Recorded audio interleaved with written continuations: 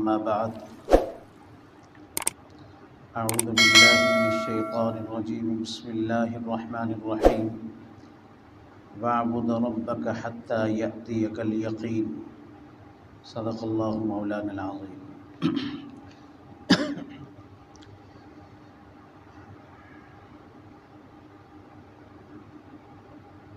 دنیا میں آنے والا ہر انسان، بالخصوص ایمان والا جس نے کلمہ پڑھا اور دائرہ اسلام میں داخل ہوا، وہ اپنی موت تک اس بات کا مکلف ہے، ذمہ دار ہے کہ وہ اللہ تبارک و تعالیٰ کے تمام احکامات کو بجا لائے، اس پہ عمل کرے۔ عبادات اور اطاعت کا جو حکم ہے وہ دو ہی صورتوں میں ہر شخص سے مرتفع ہوتا ہے، ختم ہوتا ہے۔ ایک تو کسی شخص کے پاگل ہو جانے سے، اور دوسرا مر جانے سے، موت کے واقع ہو جانے سے۔ کوئی شخص کسی وجہ سے اپنے ہوش و حواس کھو بیٹھے، پاگل ہو جائے، دیوانہ ہو جائے، اللہ پاک کا ہر حکم اس سے مرتفع ہو جاتا ہے۔ یا دوسری صورت موت کی ہے، فرمایا وَاعْبُدْ رَبَّكَ حَتَّى يَأْتِيَكَ الْيَقِينُ، اور آپ اپنے رب کی عبادت کیا کیجئے یہاں تک کہ آپ کو موت آ جائے۔ یقین سے مراد یہاں پہ موت ہے، یہاں تک کہ آپ کو موت واقع ہو جائے۔ یہ اللہ پاک کا خطاب ہے نبی پاک صلی اللہ علیہ وسلم کی ذات گرامی کو، اور آپ کے واسطے سے ہر آپ کے امتی کو یہ خطاب ہے کہ موت تک اللہ کی یاد کریں۔ اور یہ زندگی اس حوالے سے بہت قیمتی ہے، بہت قیمتی ہے کہ آخرت کی لامتناہی زندگی، نہ ختم ہونے والی زندگی، اس کی کامیابی یا ناکامی اسی دنیا کی زندگی پہ موقوف ہے، جس کو ہم پانی کی طرح بہا رہے ہیں، ضائع کر رہے ہیں۔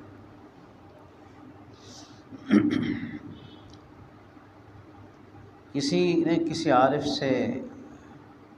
دعاؤں کی درخواست کی اور نصیحت پوچھی کہ مجھے کوئی نصیحت کریں۔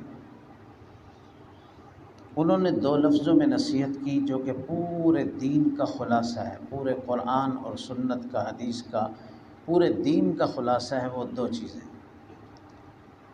انہوں نے فرمایا کہ اعمل للدنیا بقدر مقامک فیہا وعمل للآخرۃ بقدر مقامک فیہا۔ دنیا کے لیے اتنی محنت کرو جتنا یہاں رہنا ہے، اور آخرت کے لیے اتنی جتنا وہاں رہنا ہے۔ سوائے انبیاء کے اس پر تو کوئی بھی پورا نہیں اتر سکتا، سوائے انبیاء علیہ السلام کے، کیونکہ ان کا ایک عمل چھوٹا سا ایک عمل پوری امت کے ہزاروں لاکھوں اعمال سے افضل ہے۔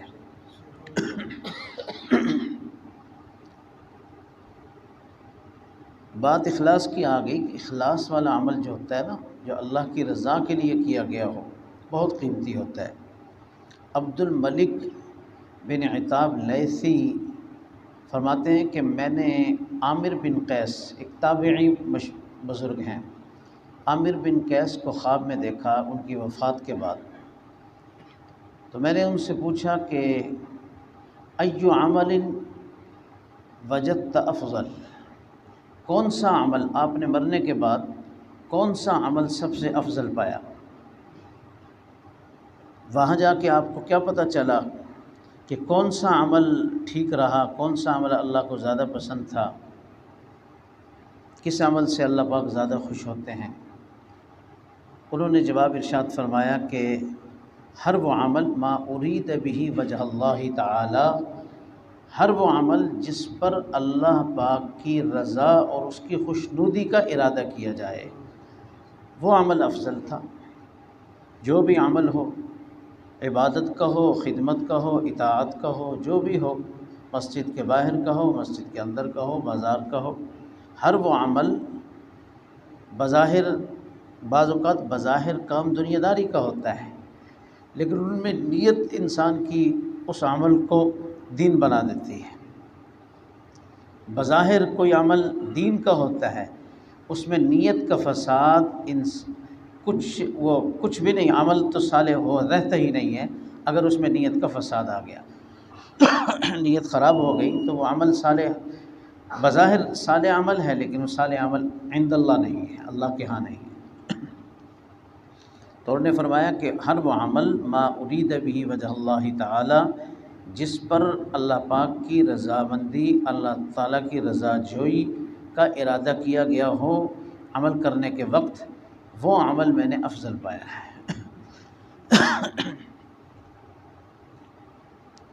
کیونکہ انہوں نے سوال کیا تھا کہ افضل عمل، تو اس کا جواب انہوں نے یہ ارشاد فرمایا، وگرنہ اس کا صحیح جواب یہ بنتا ہے میری ناقص فہم کے مطابق کہ وہاں تو اخلاص والے عمل کے سوا کوئی قبول ہی نہیں ہوتا۔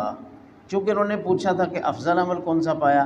اس کے مطابق انہوں نے جواب دیا کہ افضل عمل وہی ہے جس پر اللہ تعالیٰ کی رضا کا ارادہ کیا گیا ہو۔ یہ جواب سوال کے مطابق، وگرنہ اس کا جواب یہ بھی بنتا ہے کہ جس عمل پر اللہ کی رضا مقصود نہیں ہے وہ دنیا داری ہے، اس کا کوئی ثواب اللہ کے ہاں نہیں ہے۔ اللہ کے ہاں اسی عمل کا ثواب ملتا ہے جو اسی کی خوشنودی کے لیے کیا جائے۔ اس کا صحیح جواب یہ بنتا ہے، لیکن وہ غلط جواب نہیں ہے، وہ بھی ٹھیک ہے جو انہوں نے خواب میں دیا، عامر بن قیس رحمہ اللہ نے جو جواب دیا وہ بھی ٹھیک ہے، لیکن وہ سوال کے مطابق تھا۔ لیکن حقیقی جواب یہ بنتا ہے کہ خلاص والے عمل کے بغیر کوئی عمل قبول نہیں ہے۔ یہ میں پہلے بھی عرض کر چکا ہوں کہ اللہ پاک اس عمل پہ گرفت نہ کریں، یہ اللہ پاک کی شفقت ہے، لیکن اس عمل سے اللہ کی رضا، اس عمل سے اللہ کا قرب تلاش کرنا اور ثواب اور بخشش کا خواہاں ہونا یہ ناممکن ہے۔ وہ عمل اللہ کا قرب نہیں دلا سکتا جس میں نیت ہی بندے کی ٹھیک نہ ہو، جس میں انسان کی نیت ہی ٹھیک نہ ہو۔ تو ارشاد فرمایا وَاعْبُدْ رَبَّكَ حَتَّى يَأْتِيَكَ الْيَقِينُ، آپ اپنے رب کی عبادت کیجئے حَتَّى يَأْتِيَكَ الْيَقِينُ، یہاں تک کہ آپ کو موت آ جائے۔ تو موت تک ہر انسان مکلف ہے، اور چند روزہ ایسا محسوس ہوتا ہے جیسے حالات و واقعات مطلب ہے کہ ہیں، ایسا محسوس ہوتا ہے کہ چند دن کا کھیل باقی رہ گیا، ایسا محسوس ہوتا ہے کہ چند دن کا کھیل باقی رہ گیا۔ تو چند روزہ زندگی ہے، اور ہر انسان کی موت کا کوئی پتہ نہیں ہے، کسی وقت بلاوا آ جائے، جوان کی بھی آ سکتی ہے، اور بوڑھے نے تو جانا ہی، بڑھاپے کے بعد تو کوئی چیز نہیں ہے کہ وہ جیسے بچپن کے بعد جوانی کی امید ہوتی ہے، جوانی کے بعد بڑھاپے کی امید، بڑھاپے کے بعد کس چیز کی امید ہے؟ تو لیکن جوان بھی جا رہے ہیں۔ وہ ایک شاعر کا، عربی شاعر کا قول تھا کہ بہت سے لوگ خوشگپیوں میں، ہنسیوں میں اور مذاق میں دل بہلا رہے ہیں، اور ان کے کفن جو ہیں وہ مارکیٹ میں بنائی ہو کر، بن کر، تیار ہو کر ان کے کفن مارکیٹ میں آ چکے ہیں، بازاروں میں موجود ہیں ان کے کفن۔ عنقریب جب وقت آئے گا ان کے کفن بازار سے وہ خریدنے جائیں گے، اور وہی کفن اس کے جسم پر آ جائے گا۔ یعنی کفن بازار میں آ چکے ہیں، بکنے کے لیے آ چکے ہیں، اور انسان جو ہے نا جی وہ خوش فہمیوں میں مبتلا ہے، اور بھی کہتا ہے کہ میری تو بڑی زندگی لمبی ہے۔ یعنی یہ انسان کی یہ جو زندگی ہے یہ بہت بڑا دھوکہ بھی دیتی ہے انسان، صحت بھی دھوکہ دیتی ہے، مال بھی دھوکہ دیتا ہے،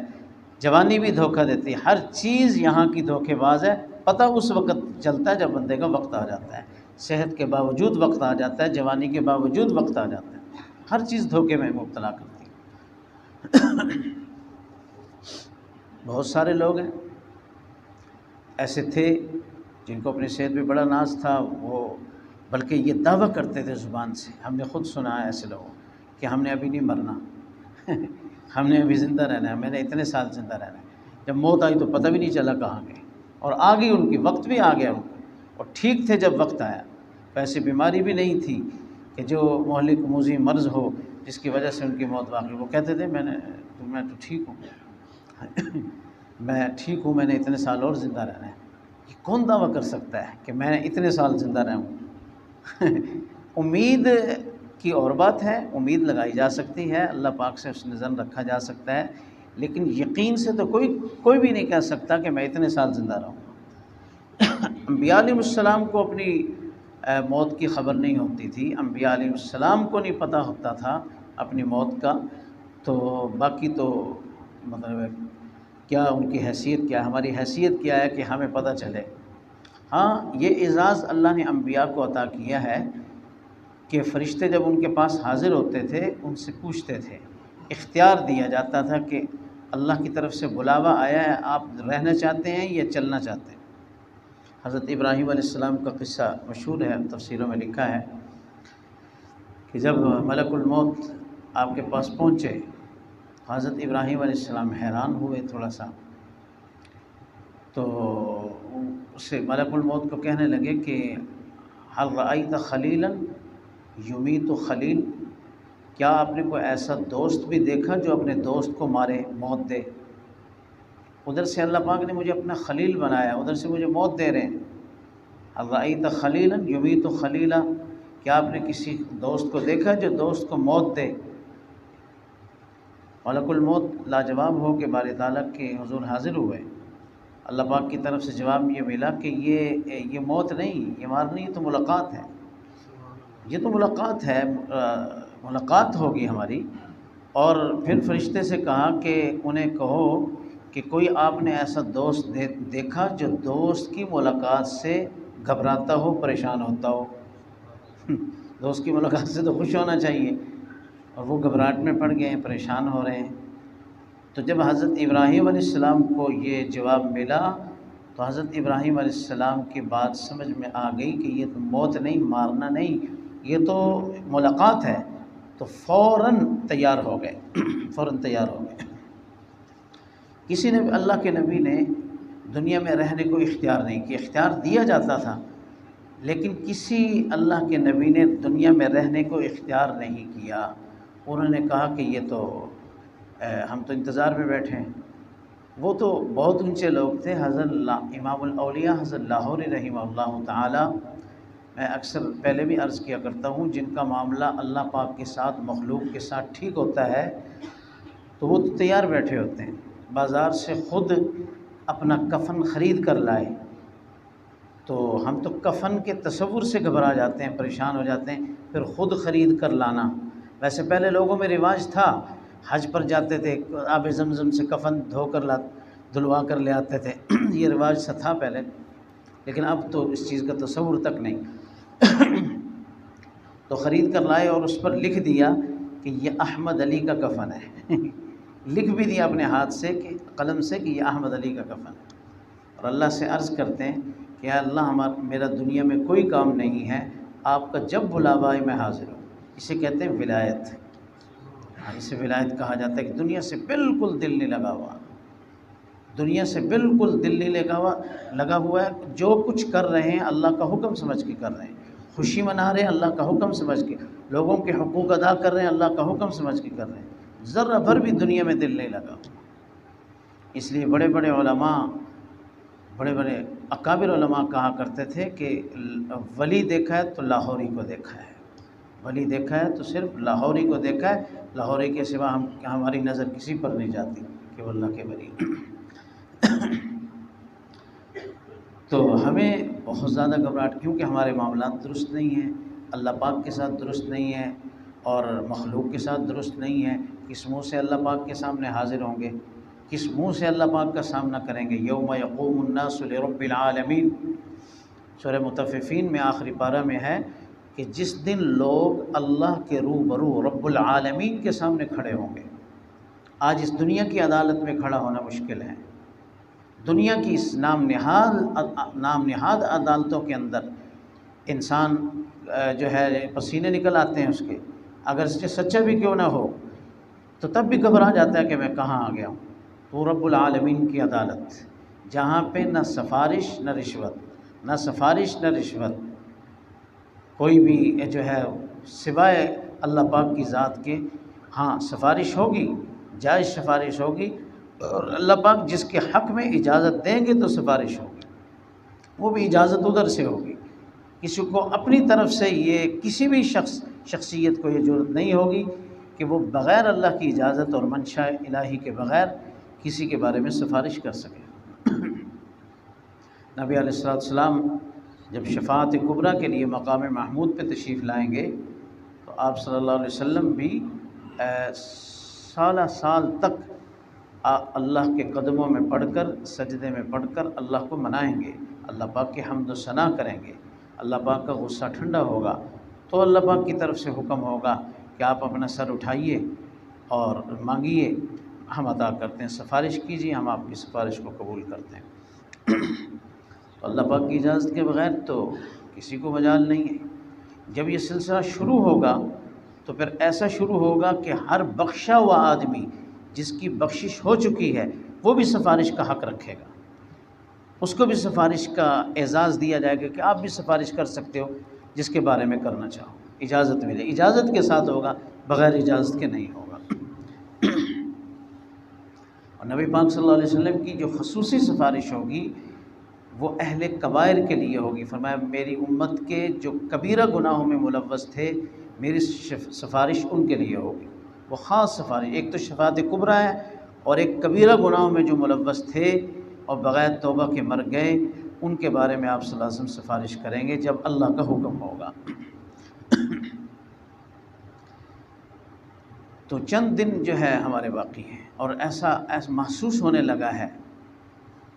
ایسا محسوس ہو رہا ہے کہ چند دن کا کھیل باقی رہ گئے۔ پتہ نہیں اس کی وجہ کیا ہے، مجھے تو ایسا فیل ہو رہا ہے کہ ایسا جیسے چند دن کا بس کھیل رہ گیا اور جلدی جلدی کچھ کرنا چاہو تو کر لو۔ جیسے ایک سفر کی تیاری ہو نا،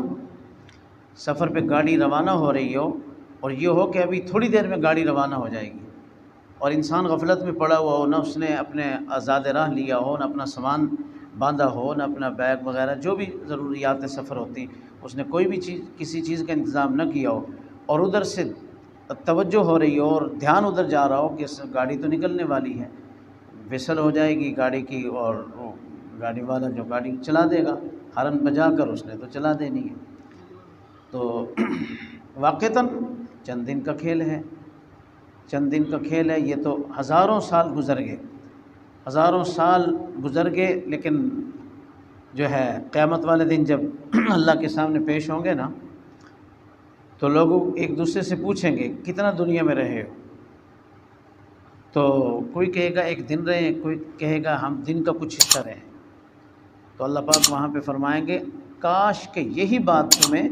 دنیا کے اندر سمجھ میں آ جاتی کہ ہم نے دنیا میں بہت کم رہنا ہے، بہت عارضی ٹھکانا ہے، یہ بات دنیا میں تمہیں سمجھ میں آ جاتی۔ آج یہاں آ کے اس پہ بحث کر رہے ہو کہ ہم ایک دن رہے ہیں یا دن کا کچھ حصہ رہے ہیں، یہ بات تمہیں دنیا میں کے اندر سمجھ میں آ جاتی کہ ہم نے دنیا میں بہت کم رہنا ہے، بہت کم یہاں کا ٹھکانہ ہے اور بہت کم مدت ہے۔ آگے تو پھر یا پھر مزے ہی مزے ہیں یا پھر ہلاکت ہی ہلاکت ہے، اور عذاب ہی عذاب ہے یا رحمت ہی رحمت ہے، دو ہی چیزوں میں سے ایک ہے۔ تو اپنے آپ کو پہچاننے کے لیے کہ میں اللہ کے ہاں میرا کیا مقام ہے، کچھ ہے یا نہیں ہے، دل میں انسان دیکھ لے کہ میرے دل میں اللہ کا کیا مقام ہے، آخرت کی کتنی کی فکر ہے، کتنی کی توجہ ہے۔ یہ انسان اپنا، ہر انسان خود احتسابی کا عمل کر سکتا ہے، اپنا جائزہ خود لے سکتا ہے کہ میں کیا کر رہا ہوں، میں کیا کر رہا ہوں، کس چکر میں پڑا ہوا ہوں۔ اللہ پاک ہماری سب کی اصلاح فرما دے اور ہمیں فکر آخرت نصیب فرما دے، اپنی موت کی، قبر حشر کی ہر شخص کو فکر لگ جائے۔ تو ایک دفعہ حضرت تھانوی رحمۃ اللہ علیہ کی خدمت میں نا کسی نے سوال کیا، اعتراض کیا کہ فلاں لوگ ایسے ہیں، فلاں ایسے ہیں، فلاں ایسے ہیں، فلاں ایسے۔ حضرت کو ان باتوں سے بڑی جو ہے نا تکلیف ہوتی تھی، اور ہر اللہ والے کو ہوتی ہے فلاں فلاں فلاں ایسے بحثیں کرنی، تبصرے کرنے۔ حضرت نے فرمایا کہ شعر سا پڑا کہ فرمایا تو اپنی فکر کر، تجھ سے پوچھ تیرے بارے میں ہوگی اور کسی کے بارے میں نہیں ہوگی، تو اپنی نبیڑ بھائی، ہاں تو اپنی فکر کر، تجھے کسی کی کیا پڑی ہوئی ہے، کون کیا کر رہا ہے کیا نہیں کر رہا، تجھے اس سے کیا فکر ہے، تیرے بارے میں تجھ سے پوچھو گی تیرے بارے میں تجھ سے پوچھو گی۔ ایک اور لطیفہ سا، حضرت رحمۃ اللہ علیہ کی خدمت میں کسی نے یزید اور حضرت حسین رضی اللہ عنہ کے متعلق سوال کر دیا کہ کون حق پر تھا، یزید اور حسین۔ یہ سوال ہی بے جا تھا، یہ تو بات بالکل ازر من الشمس ہے کہ حضرت حسین رضی اللہ عنہ حق پر تھے، اس میں تو کوئی وہ نہیں، یا غالباً حضرت معاویہ یا حضرت علی رضی اللہ عنہ کا تقابل کیا، مجھے اب سے یاد ہے، پیش کیا کہ ان میں سے کون۔ وہ کام کیا کرتا تھا، موچیوں والا، جوتے کاٹتا تھا۔ حضرت نے فرمایا تو کیا کام کرتا ہے اب سوال دیکھیں، اور حضرت نے سوال پہ سوال کیا کہ تو کیا کام کرتا ہے، کہتے ہیں جوتیاں کاٹتا ہوں، یعنی جوتیاں سیتا ہوں۔ فرمایا تو اپنی جوتیاں سی، جا کے موچیوں والا کام کر، تیرے سے کسی نے نہیں پوچھنا کون افضل تھا تو اپنا کام کر اپنی ذات کو دیکھ، اپنی حیثیت کو دیکھ اور اپنا سوال دیکھ تیرے سے کسی نے نہیں پوچھنا کہ فلاں کیسا تھا کون تھا، تیرے متعلق ہی پوچھی ہوگی، اپنی تیاری کر۔ تو عارف نے صلی اللہ علیہ نے بڑی پیاری نصیحت فرمائی، اعمل للدنیا بقدر مقامک فیہا، دنیا کے لیے اتنی محنت کرو جتنا یہاں رہنا ہے، اور آخرت کے لیے اتنی جتنا وہاں رہنا ہے۔ میں عرض کر رہا ہوں کہ سوائے انبیاء علیہ السلام کے اس پر کوئی بھی پورا نہیں اتر سکا، سوائے انبیاء۔ ان کا تو ایک ایک عمل وہ پوری امت کے ہزاروں لاکھوں اعمال سے افضل تھے، لاکھوں ہزاروں اعمال سے افضل۔ ان کی تو مثال ہی دینا عجیب سا محسوس ہوتا ہے۔ صحابہ کے بارے میں نبی علیہ السلام نے فرمایا کہ میرا صحابی ایک مٹھ جو پاؤ بھی نہیں بنتی، ایک پاؤ ہی چلو لے لو، ایک پاؤ جو اللہ کے راستے میں خرچ کرے اور بعد میں آنے والا احد پہاڑ کے برابر مال خرچ کرے، تو اس کو یہ احد پہاڑ کے برابر مال خرچ کرنے والا فضیلت اور ثواب میں اس ایک جو خرچ کرنے والے کے برابر نہیں ہو سکتا، اتنا فرق ہے۔ تو نبی اور غیر نبی میں کتنا ہوگا۔ تو سوائے انبیاء کے اس پر کس نے عمل کرنا ہے کہ دنیا کے لیے اتنی محنت کرو جتنا یہاں رہنا ہے، اور آخرت کے لیے اتنی جتنا وہاں رہنا ہے۔ لیکن کچھ نہ کچھ اس کو لائحہ عمل بنا کر، مشعل راہ بنا کر کچھ نہ کچھ انسان اس پر کرے تو بہت کچھ کر سکتا ہے کہ دنیا کی تفکرات، دنیا کی جو مسائل ہیں، دنیا کے جو ہموم جو انسان کے ساتھ لگے ہوئے ان کو محدود کر دے، اور آخرت کی فکر اور دنیا کے بھی کاموں کو آخرت کے لیے بنا سکتا ہے اپنی نیت کو درست کر کے۔ بظاہر دنیا کا کام ہے، اس میں نیت آخرت کی اور اللہ کی رضا کی کر لے، وہ بھی دین بن جائے گا۔ اس طرح پوری کی پوری زندگی، 24 گھنٹے کی زندگی اس کا دین بن سکتی ہے نیت کی وجہ سے۔ اللہ سے دعا ہے کہ اللہ پاک عمل کی توفیق نصیب فرما دے۔ درود پاک پڑھیں، اللہم صلی علی سیدنا محمد۔ اما بعد